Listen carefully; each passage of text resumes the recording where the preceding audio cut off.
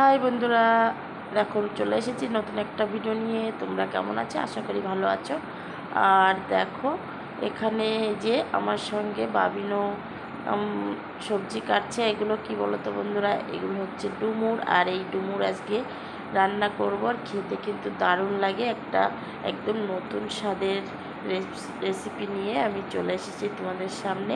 আর এখানে দেখো বাবিন আমাকে সাহায্য করছে।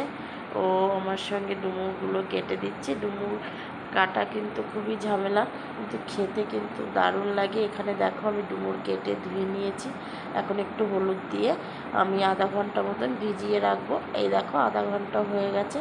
এখন আমি এটা সিদ্ধ করে নেবো। তার জন্য আমি গ্যাসে প্রেশার কুকার বসিয়ে দিয়েছি। এবার প্রেশার কুকারে আমি ডুমুরগুলো একে একে দিয়ে দেবো। আর কি বলো তো, প্রেশার কুকারে করছি কারণ ডুমুরটা প্রেশার কুকারে একটা দুটো সিটি দিলে নামিয়ে নেব, একদম সুন্দর সিদ্ধ হয়ে যাবে। আর এখানে দেখো একটু জল দিয়ে আমি এবার প্রেশার কুকারের ঢাকনাটা লাগিয়ে দিয়েছি। এদিকে আমি কড়াইতে তেল দিয়ে দিয়েছি।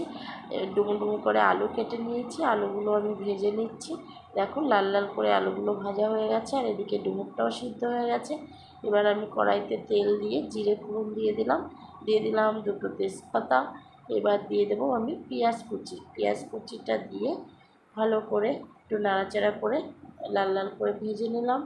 এবার আমি দিয়ে দিচ্ছি এর ভিতরে বাটা মশলা, জিরে, আদা, লঙ্কা, রসুন বাটা। আর এখানে দিয়ে দিচ্ছি আমি হলুদের গুঁড়ো, স্বাদ অনুযায়ী লবণ, আর দিচ্ছি সামান্য পরিমাণে চিনি। এবার মশলাটা ভালো করে কষিয়ে নিয়ে দিয়ে দিচ্ছি এর ভিতরে চিংড়ি মাছ। আর এবার আবারও একটুখানি কষিয়ে নিচ্ছি। এবার দিয়ে দিচ্ছি সিদ্ধ করা ডুমুরটা দিয়ে নাড়াচাড়া দিয়ে আমি দিয়ে দিচ্ছি ভাজা আলুগুলো। এই দেখো ভালো করে আর একটু কষিয়ে নিচ্ছি। এবার দিয়ে দেবো আমি উষ্ণ গরম জল। দেখো সামান্য পরিমাণে জলটা দিয়েছি, যেহেতু আমার ডুমুরটা সিদ্ধ করা ছিল। এখন দেখো তরকারিটা ফুটে উঠেছে। আর এবার তরকারিটা প্রায় হয়েও এসছে। আমি এখন এর ভিতরে দিয়ে দেবো গরম মশলা। আর বন্ধুরা, এই রেসিপিটা কিন্তু তোমরা অবশ্যই বাড়িতে ট্রাই করো, একদম দারুণ লাগে। আমাদের বাড়িতে তো সবাই হাত চেটেপুটে খেয়ে নেয়। তোমাদেরও আশা করি ভালো লাগবে। আর দেখো এখানে আমার ডুমুরের রেসিপিটা তৈরি হয়ে গেছে। আর এখানে দিয়ে দিচ্ছি আমি ঘি। এবার ঘিটা দিয়ে আমি লাবিয়ে নেব।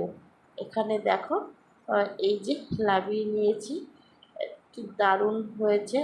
তোমরা দেখে তো বুঝতেই পারছো। আর খেতেও কিন্তু দারুণ লাগে।